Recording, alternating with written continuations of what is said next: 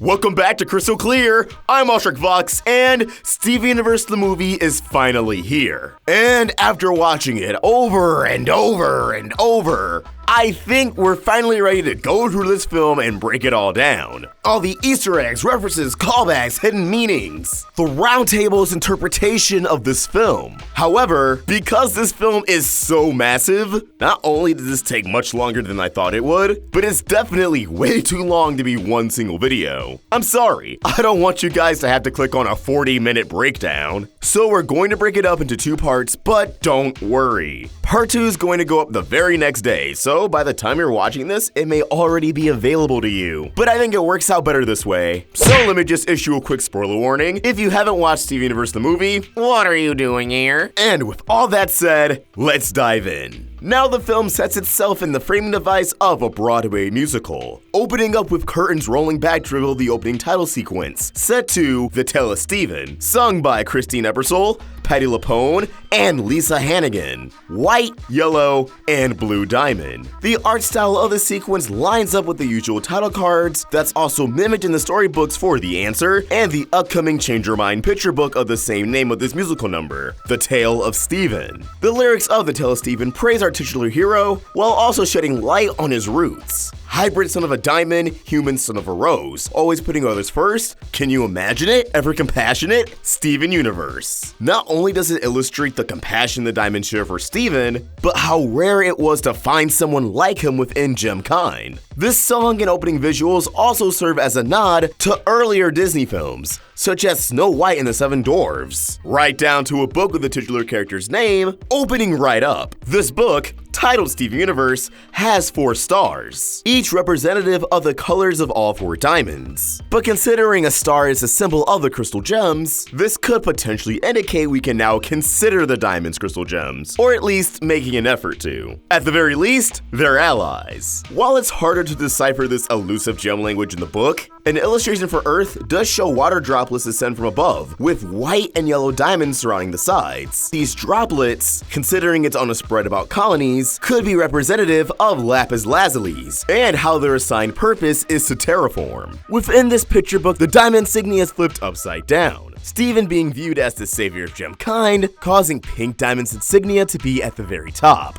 In real time, we find the diamonds and Steven broadcast a message to the universe, an inauguration for Steven to officially take the title of Pink Diamond, no longer being mistaken as his mother, but now he's Pink Diamond in his own right, introducing us to an older Steven, now 16 years old, where he was previously 14 at the end of Change Your Mind. As Steven declines staying on Homeworld and gives an explanation as to why, which also just gives Spinel coordinates on exactly where she should strike, we get a look at various locations and gems. The center of Homeworld, where the 4 diamond ships lie, feature gems able to move and scatter about wherever they desire, no longer displaying the diamond insignia in formation of their respective courts. A different planet has My I Spy topazes, a holly blue agate with a back gem and different hairstyle, paradots, a jasper, and if you look right in front, you can spot both defendant and prosecuting zircon, or blue and yellow zircon. So yes, they were okay and not shattered after the events of the trial. We can finally put that to rest after 2 years. However, one location this message reaches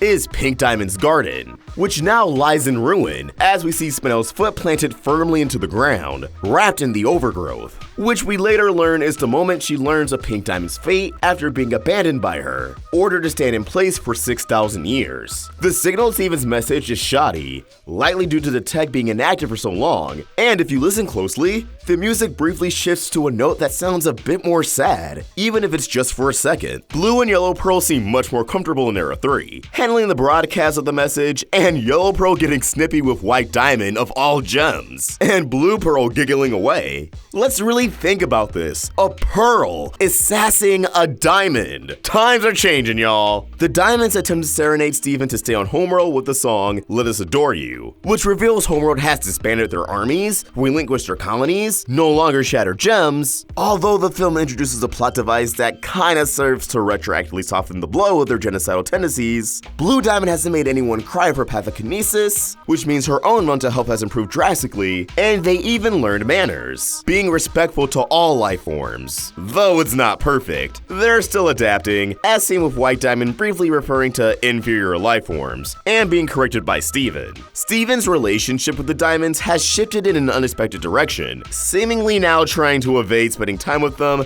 as he feels smothered by their affection. He taught the Diamonds to open up about their feelings, now he has to live with the consequences. Yet it's the need the Diamonds possess to smother someone with these feelings they've learned to embrace that will ultimately draw them to Spinel, whose entire purpose is to be someone's best friend. Using the brand new galaxy warp installed to the Diamond base attached to his remodeled house, Steven returns to Earth, awaited by Connie, who seems to be taking a crack at her studies with a pile of books and one lone pencil stacked near her. Now, we already broke down this detail in our Tsunami trailer, but there are two flowers prominent in the greenhouse aesthetic of Steven's Diamond base: roses and hibiscus flowers, which represent both rose quartz and pink diamond respectively, Steven embracing both aspects to his mother's legacy. As he converses with Connie, Steven is shown messing around on his control panel. It appears he was actually closing a window, so perhaps he's able to open and close the galaxy warp when he desires. To prevent anyone's undesired presence from intruding, Steven and Connie travel to inside Steven's proper home, or more specifically, a room all to himself. Finally! And we can spot two flags. We speculated what these flags could be before, but MikeCatSU confirmed at San Diego Comic-Con 2019 that the flags represent Earth and Homeworld. The flag on top represents Earth, with the sun as the giant orange shape with the yellow circle, and either the planet itself or its moon just being blue. The flag on bottom is a bit more apparent for Homeworld, as the circle is split down the middle, representing Homeworld's fractured appearance, with white, yellow, blue,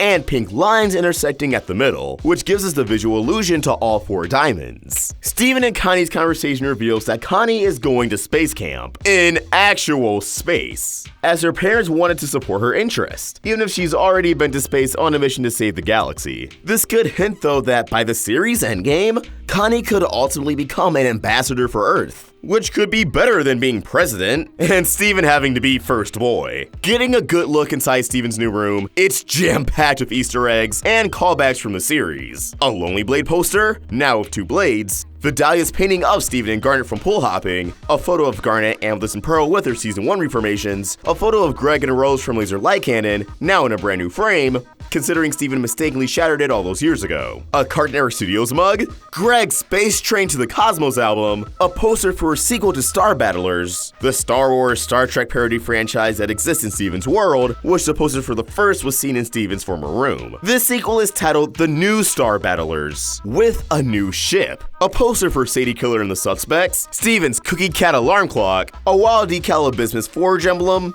a Polaroid of Greg, a series of photo booth photos with the gems, with seemingly Stevani in the second photo, and we can tell this is post Change Your Mind as we can barely make out the shape of Garnet's new visor in the third photo. Connie gives Steven a peck on the cheek, but we'll dive into the state of their relationship in the second part of our breakdown, as the Crewniverse has commented on it. And as she leaves, we can see Steven's TV, a PlayStation 2 with some games above, although some appear to be GameCube games, framed portraits of Ruby and Sapphire, and a framed photo of Peridot's gemstone. Okay, that works. Steven kicks off what is my favorite song in the film, Happily Ever After, although some fans may refer to it as Here We Are in the Future. A butterfly soars by Steven, and people have pointed out to me that his bottom wings resemble Jasper's gemstone. I'm not sure that was entirely intentional, but I'll take it. As Steven continues to sing, we get a better look at his room, such as his old red star shirts, the moon goddess statue from the Lunar Sea Spire in the episode Cheeseburger Backpack, on top of a mug that says, World's Best Steven, although it's spelled PH, so the Stefan pronunciation, from the episode Catch and Release. A cup with the Sneeble imagery on it, from Keep Beach City Weird, a framed photo of Connie, which Redditors Mitosaz and Kragers have pointed out is a double reference. One to the meme, Is This a Pigeon?, complete with an actual pigeon or dove, with Connie's outfit being a reference to the character Lana from Future Boy Conan, which MikeCatSU and Ian Jones-Cordy have stated to be fans of. Remember, there's even an episode named Future Boy Zoltron. Steven also has a Lonely Blade box set, Rose's tape to and from Line 3 straight to video, his Polaroid of Connie that's been in his room for seasons, a box of tissues with a hibiscus flower on it, Steven keeps keeps that around for,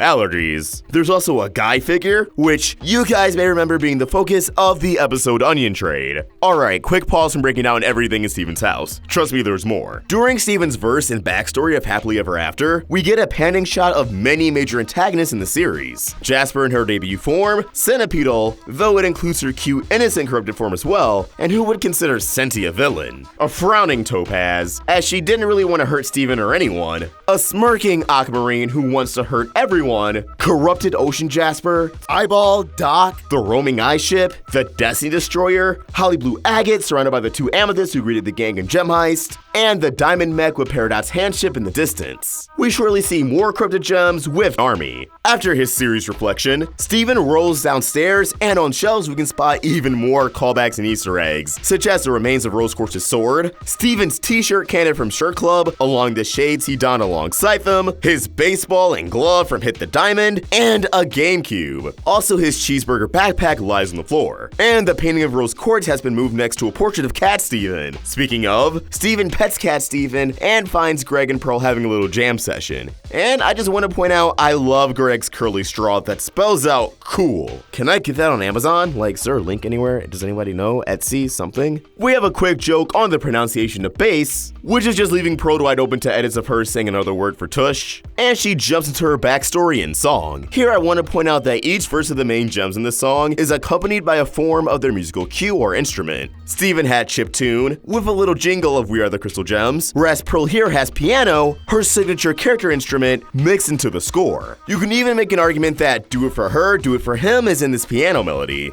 And yeah, if you haven't noticed, this song is very much to give the people the essentials of what they need to know, while also giving us what the gems look like when their individual journey started, so we can recognize those forms as their default appearances later on. The visual cues that they've been reset back to square one. During the song, Steven tells Greg, "I wouldn't miss it for the world," which is taken literally later on in the film, as the world is ending, but Steven still attends the show.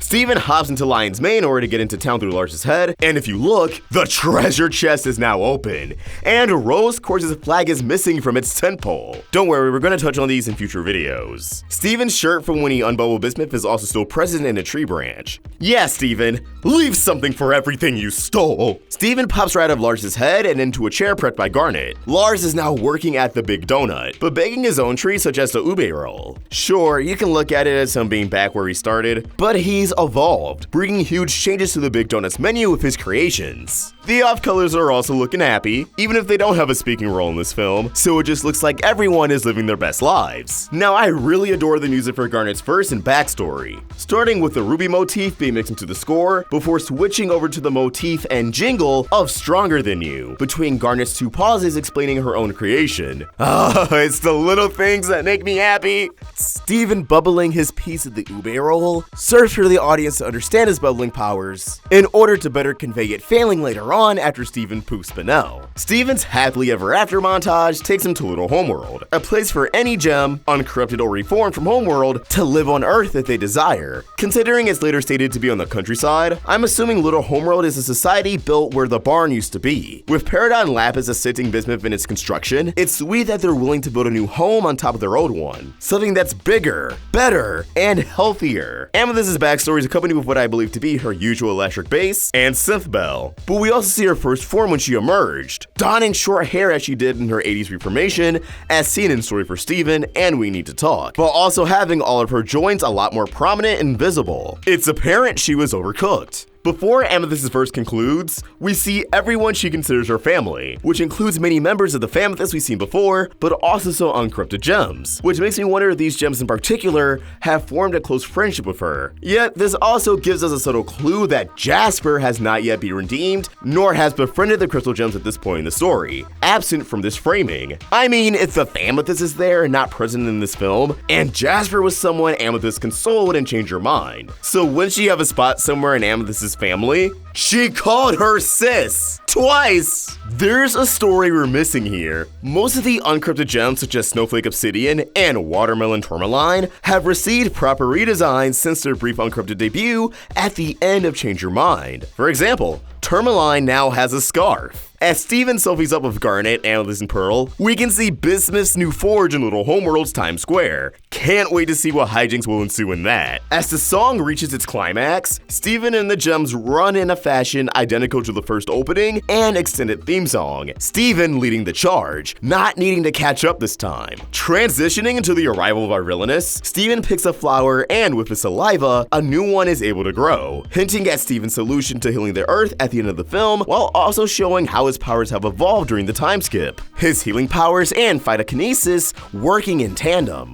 Garnet's troubling future vision coincides with the arrival of Spinel and her Mega Injector, quickly placing itself within the Earth. Spinel feels like a character design around the fact that they knew this movie could be a lot more fluid, yet loose with its animation, paying homage to Rubber Hose animation. Rubber Hose animation being the first animation style that became standardized in the American animation industry. The defining feature of the style being rubber hose limbs, arms and legs that are simply flowing and curvy without articulation. Spinel could also be influenced by Monkey D. Luffy from One Piece, Rebecca Sugar's favorite anime and manga in which Luffy has stretching powers. Now there's more design influences with Spinel, but let's save that for a second. Spinel's villain song, Other Friends, was a sequence animated by Takafumi Hori, who also handled the change sequence in the climax, though he didn't necessarily compose the scene visually, as it was storyboarded by Mickey Brewster. Hori is a Studio Trigger veteran who also guest animated on the episode Mindful Education for Here Comes a Thought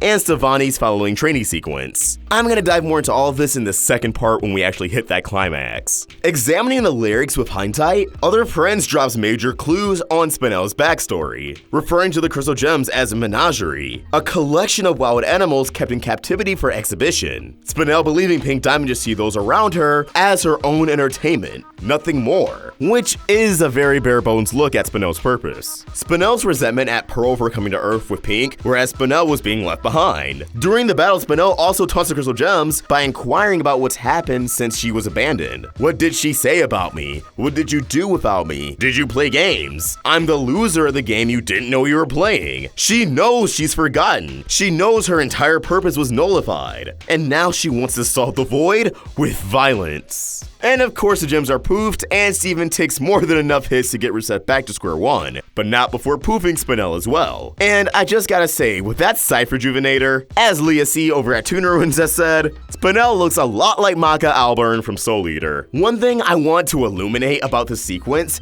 is that Spinel is constantly moving and controlling the battle, only taking one brief pause to unveil the rejuvenator. Seriously, imagine doing all of this without taking a moment to breathe. Once she jumps off the Mega Injector, she lands in front of Steven, backing into Garnet, dodging Garnet's attacks, then past Pearl flicking her nose, past Amethyst dunking the quartz's own hair onto herself, only to grab Pearl and dangle her upside down, before slithering over to Amethyst, bouncing her between her feet with no struggle, and then doing some extreme jump rope with Garnet all in one move. But it doesn't even stop. From there, she slinks over to Steven to belt out her "you." But as she pulls this off, the true intention of her jump wasn't just to taunt Steven, but to actually pull all four Crystal Gems in at once, slamming them into each other, concluding this first strike by landing on top of the observatory. All of that was practically in one go. After this first and only pause to dish out the rejuvenator, Spinel gives it a good, well, spin, getting a kick in on Steven to avoid him trying to prevent the next step. Spinel manipulating her elastic limbs to catapult herself directly into the Crystal Gems, slicing them in half,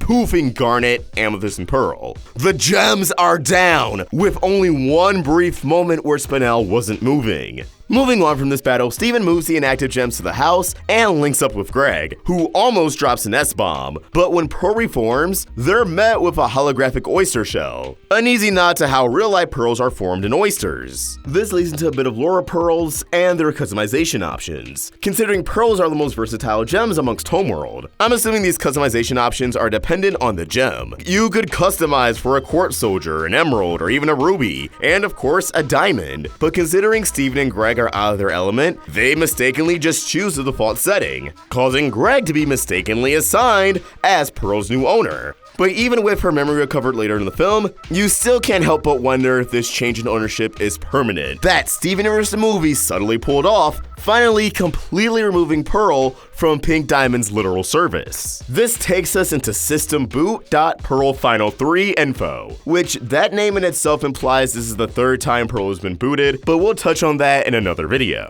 Now, a detail I'm pretty sure I'm not just hearing and hoping is intentional is that this number's instrumentals sound very similar to the startup screen of the video game Steven Universe Save the Light, which aligns with the startup of each crystal gem. Now, the music of Save the Light was not composed by Ivy and Sarashu, so it couldn't be a matter of them reusing old motifs.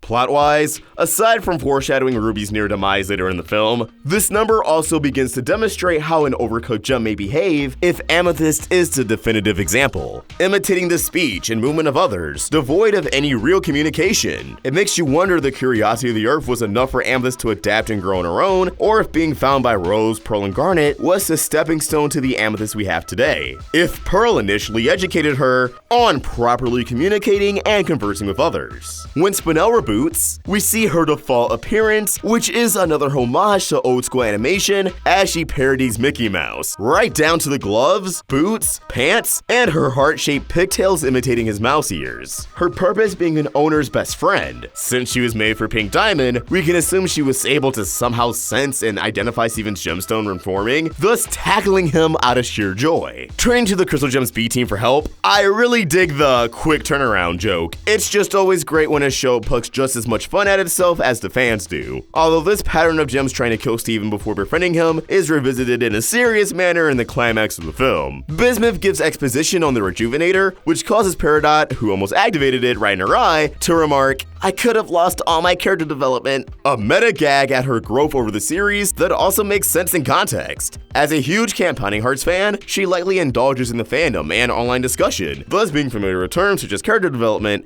and applying it to real life situations. Steven's lamenting sees another quick stronger than you nod in the movie score, as he remarks Garnet would know what to do. And Bismuth breaks out into our next song, Who We Are. Since Bismuth is the main one singing, the song is mainly derivative of her character's own motif, the melody of her Forge's theme. Who We Are serves as Bismuth, Lapis, and Peridot's rendition of We Are the Crystal Gems, although that may be obvious from the fact Bismuth belts out as much in the chorus. This song also features two gags about singing in the world of the show, Steven pointing out Ruby and Sapphire aren't singing along, and when the number is all said and done, Spinel sings the brief, sour reprise of Happily Ever After before Steven assures her the singing has stopped for a moment. While Bismuth, Steven, Peridot, and Lapis' pose on the warpad is a callback to the show's second opening, more than the first one anyways, the shot of their foot stomping on the ground side by side appears to be a nod to JoJo's Bizarre Adventure, Stardust Crusaders. Embarking to recover Garnet, Amethyst, and Pearl's memories, Steven must start with Ruby and Sapphire, attempting to intimidate the two with a saw, although Sapphire sees right through Steven's trick. Shortly after, Spinel mistakenly loses control of the saw and causes some minor destruction to Little Homeworld, Bismuth lamenting over her scaffolding is a hilarious joke that really delves into an aspect of her character the show doesn't focus on. Bismuths were made for building first and foremost. Our Bismuth just decided to break away and forge weapons, so of course the scaffolding falling apart would stress her out beyond belief. This scene also makes Greg's earlier joke of almost dropping the S-bomb a recurring gag, as Bismuth almost does the same thing, saying shucks instead. Interesting tidbit of lore here, Bismuth and Sapphire refer to the Heaven and Earth Beetles' uncorrupted form as, well, the Heaven and Earth Beetles, which might make this their canonical gemstone name. Keep in mind, by the time Bismuth resurfaced after being poofed during the war, the gems were long past their endeavor to retrieve the Beetles. So is this just a nickname they've always had? Or is that their true gemstone? Also, they evidently take a walk through Little Homeworld together at the same time each day, as Bismuth states it's their afternoon constitutional. Constitutional being a walk, typically one taken regularly to maintain or restore good health. Adorable. As Ruby almost gets crushed and shattered by Bismuth's anvil, Sapphire swoops in for the save, reversing the situation of when they first met. This time, Sapphire pushing Ruby out of the way and fusing. This leads into Isn't It Love, one of my favorite songs and sequences in the film. One detail I love is how these two stylized Garnets have Ruby and Sapphire's respective outfits and features. This causes Cotton Candy Garnet to come back into existence, and since we have this form for a majority of the film, it allows her to fully emote with her eyes, which are usually hidden with her visor, which in itself is a display of how far the series has come. Garner's third eye evolving from a startling feature to something that we can't just but help to gush over anytime she does anything.